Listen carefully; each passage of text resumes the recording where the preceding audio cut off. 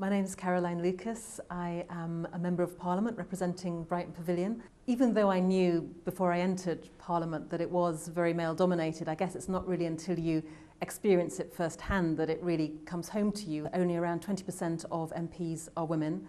I think there are over 350 constituencies that have never had a woman MP, which I think is quite a shocking statistic when you consider that there's around 500 male MPs in Parliament right now. So we've got a huge way to go, I think, in Britain. Although we like to think of ourselves as having the mother of all parliaments, we're about 58th in the global league of the numbers of women in Parliament.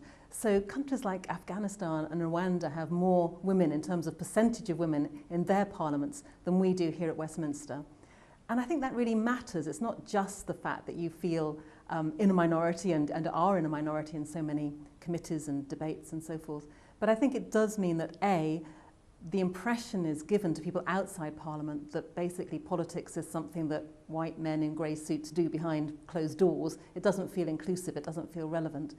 But also B, that in a sense the kind of policies that come out of Parliament are not inclusive ones either. One of the things that the women's movement today is trying to do more, I think, is really setting out how a shift to a more balanced set of values and tasks and rewards in society for both men and women would actually help men too. It's not just a question of the fact that if women gain, men lose. I was really interested to hear about the experience of Mary Hare, a woman from the Women's Voluntary Police.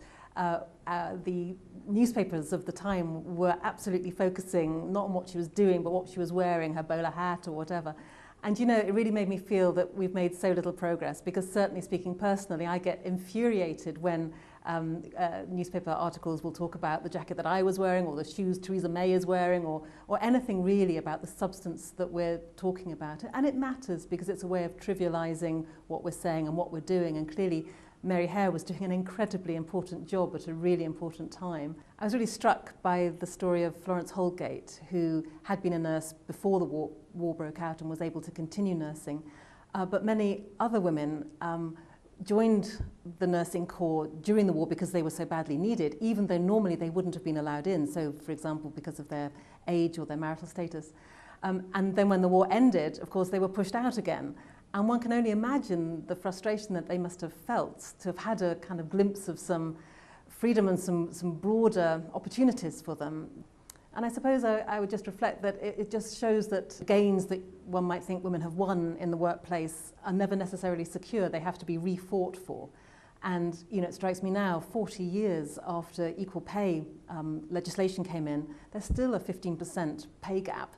You know, there are still battles when it comes to getting more women in the boardroom, as well as in politics and other spheres of life. I think this exhibition will be incredibly inspirational for young people coming in today, for young girls in particular perhaps. I think they'll be able to learn a huge amount about the extraordinary courage and determination of women 100 years ago, what they went through, how they grasped that opportunity to get involved in the workforce, really make a difference, but also how, I guess the lesson is that you have to keep fighting to do that. You have to keep grabbing that opportunity and keeping with it. You know, lots of questions that will be raised as well in terms of the progress that no doubt we've made in the 100 years, but also in a sense how far we've still got to go.